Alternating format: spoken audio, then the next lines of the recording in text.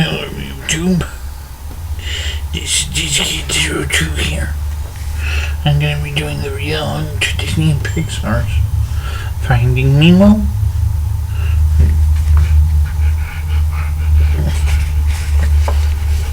The narrator of this story is Matt Viewer. And I think if I remember correctly, he's still alive. So let's get started.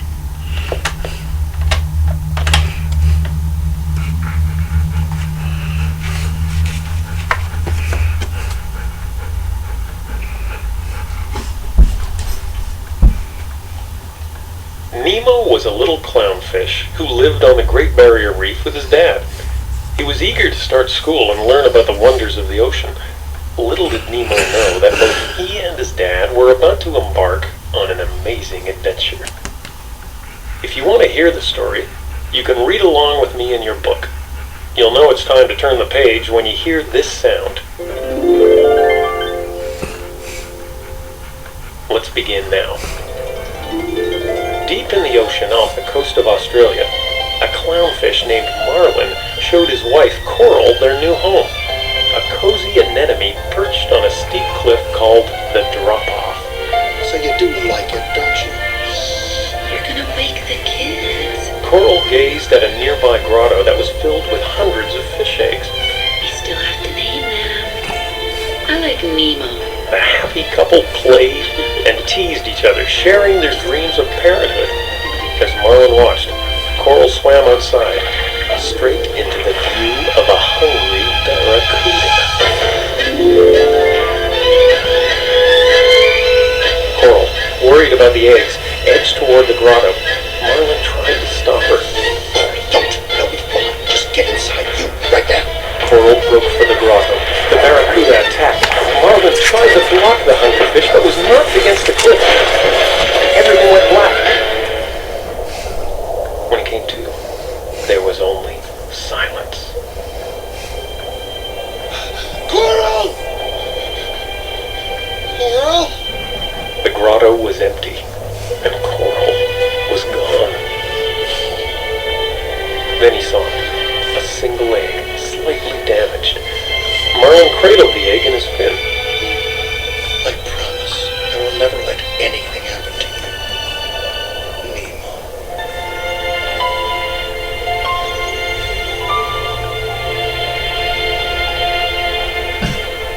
As time passed, Nemo grew into a happy young fish that was curious about everything. How old are sea turtles?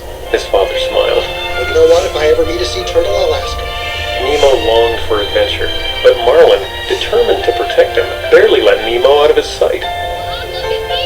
On Nemo's first day of school, Marlin panicked when he learned the class was going on a field trip to the Drop-Off. Swimming after them, he heard Nemo and his new friends daring each other to swim out over the edge. Marlin called out to his son. Nemo! You know you can't swim well. I can swim fine, Dad, okay? No, it's not okay. You know what? We'll start school in a year or two. Nemo glared at him. I hate you. In defiance, Nemo darted up toward a boat on the surface. His father yelled after him. Get back here! I said get back here, now! As Nemo swam, a diver appeared behind him. Nemo screamed. Marlin tried to help, but was blinded by a bright flash. It was a second diver taking pictures. The first diver pulled out a net bag and caught Nemo. Then the two divers returned to the boat and sped off, accidentally knocking one of their masks overboard. Marlin shouted as he chased after the boat. Nemo! Nemo, no! No! Marlin searched frantically. Has anybody seen a boat? Please! He bumped into a blue tang named Dory, who offered to help. Hey, I've seen a boat. Yeah, but this way. Follow me. When Marlin followed, Dory whirled around. Stop following me, okay? What are you talking about? You're showing me which way the boat went. Dory shook her head sadly. I'm so sorry. See, I suffer from short-term memory loss. Figuring Dory would be of no help, Marlin turned to leave and found himself face to face with a shark.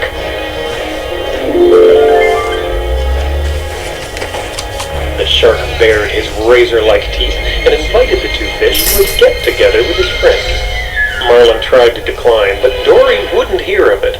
You mean like a party? Yeah, right. A party. What do you say?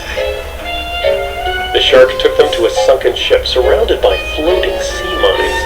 Inside were two other sharks, and together they recited a pledge. Fish are friends, not food. As they spoke, Marlin glanced up and saw a familiar object. It was the diver's mask. Marlin told the sharks what had happened to Nemo. The first shark, whose name was Bruce, couldn't help but feel sorry. Now there is a father. Look at pretty little boy. While Bruce sniffled, Marlin noticed writing on the mask. Could this be a clue to finding Nemo? Dory got excited. Well, then we gotta find a fish that can read this. She grabbed the mask but bumped her nose, and Bruce got a whiff of blood. That's good. I'll have a fish tonight. As his friends tried to stop him, Bruce chased Marlin and Dory through the ship. They escaped with the mask by lodging a torpedo in Bruce's mouth. Unfortunately, he spit out the torpedo and it hit the surrounding sea mines. There was a huge explosion.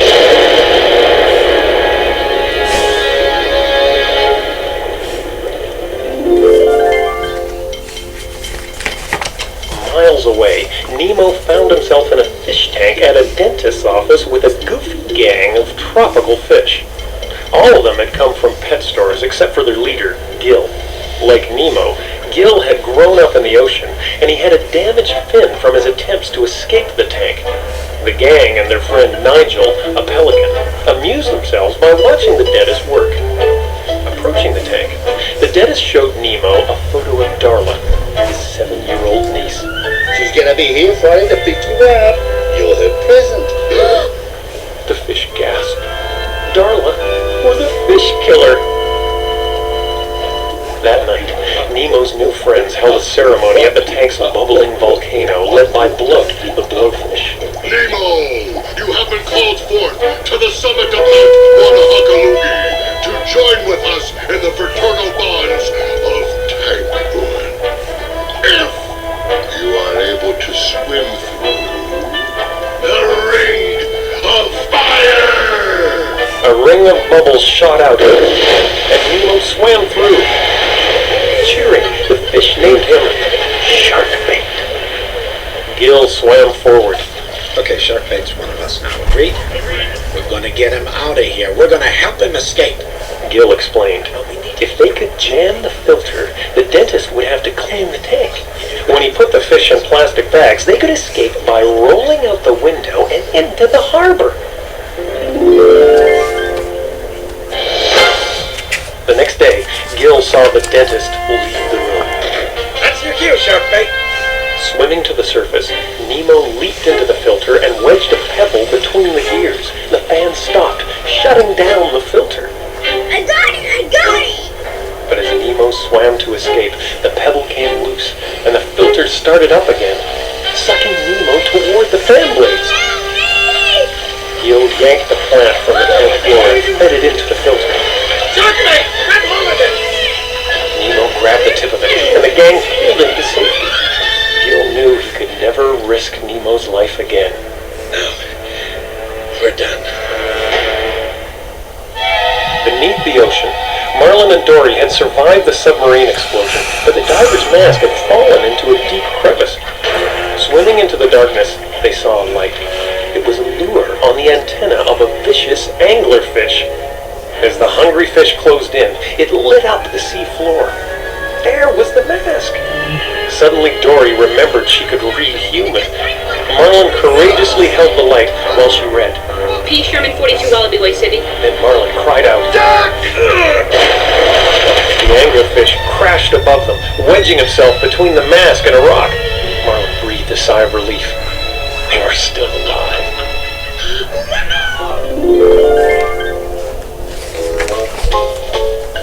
Escaping the crevice, Marlin and Dory spotted a school of moonfish. The moonfish liked Dory and entertained her with impressions of a lobster, a clipper ship. Even Marlin, when asked, her new friends provided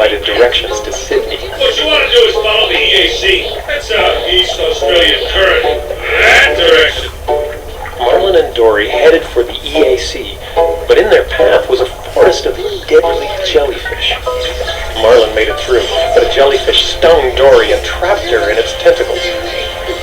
Marlin pulled her out, but the stings had made him weak and tired. The last thing he saw was the silhouette of a giant sea turtle. When Marlin came to, he was lying on a sea turtle's shell. The turtle spoke. Dude! Name's Crush. Okay, Crush. Listen, I need to get to the East Australian Current. EAC. You're riding it, dude! Around them, hundreds of sea turtles rode a ribbon of blue. One of them, Crush's son Squirt, was playing with Dory. When they finished playing, Marlin told Squirt the story of his search for Nemo. I live on this reef, a long, long way from here. Squirt told the story to a lobster. The lobster told a dolphin, and soon the news spread all the way to Sydney, where Nigel the pelican heard it.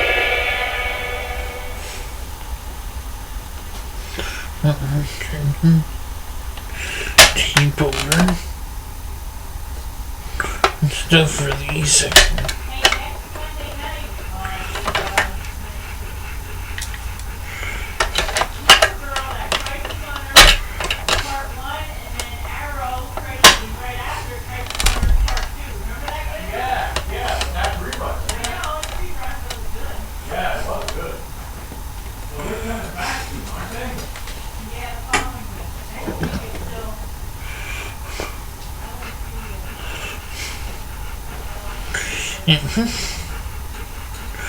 Let's use turn.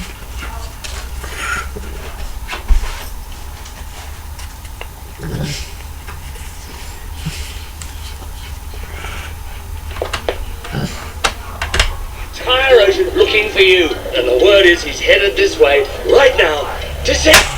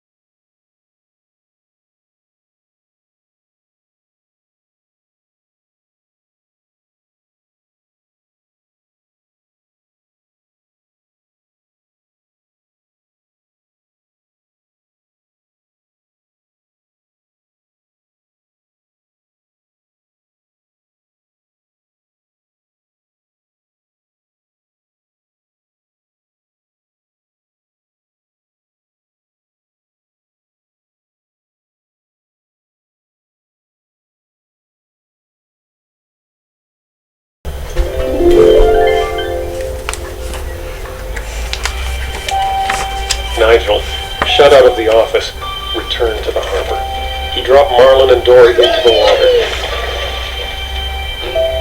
I'm so sorry. Truly I am. Nigel flew off and Marlin swam out to sea, leaving Dory. I'm going home now. As Marlin left, Nemo emerged from a nearby pipe. He spotted Dory swimming in circles. Are you alright? I think I lost somebody, but I can't remember. I'm Nemo. He told her he was looking for someone too. They could look together. It wasn't until Dory saw the word Sydney on a pipe that she remembered who he was. Her eyes opened wide. You're Nemo! You're my father? Where is he? This way! He went this way! Quick! They searched for Marlin, finding him in the nearby fishing grounds. A big net was dropped into the water. Look out! Marlin and Nemo escaped the net, but Dory wasn't so lucky. Nemo thought of the net at the dentist's office. We have to tell all the fish to swim down together. I can do this. Marlin tried to stop him, No, I am not going to lose you again! but watching Nemo, Marlin saw that his son had changed. And so had he. You're right. I know you can. Nemo grinned at his father. Look at that. Now go! Hurry! As the net rose, Nemo swam up inside. We have to tell everybody to Swim down together! Swim down! It was Marlin, just outside, helping spread the word. You understand? The fish swam down. Little by little, the net stopped rising and began to move down. Finally, it broke off from the boat and unraveled. Dory and the others were free. But one fish was missing. On the ocean floor, Nemo lay trapped beneath the net. Marlin and Dory raced over and lifted the net, but Nemo didn't move. Marlin gasped. Nemo! Nemo? The little clownfish lay motionless. Then, after a moment, he coughed. Daddy. Marlin sighed. Oh, thank goodness. I don't hate you. Oh, no. I'm so sorry. Nemo reached out and touched his father's fin. Marlin grinned. Hey, guess what? Sea turtles? I met one. And he was 150 years old.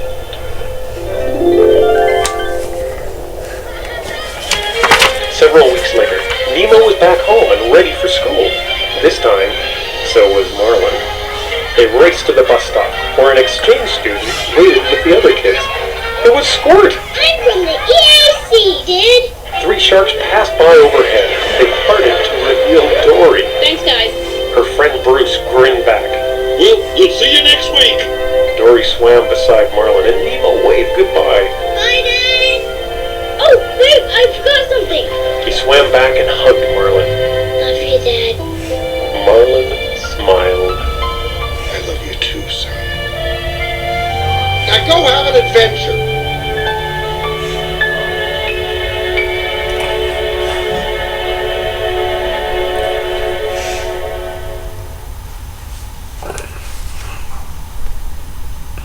That was the end of the story, and I hope you enjoyed it. Comment, subscribe if anyone, and thank to donate to the St. John Pet Food Pantry. That would be graciously appreciated. Thank you and have a good day.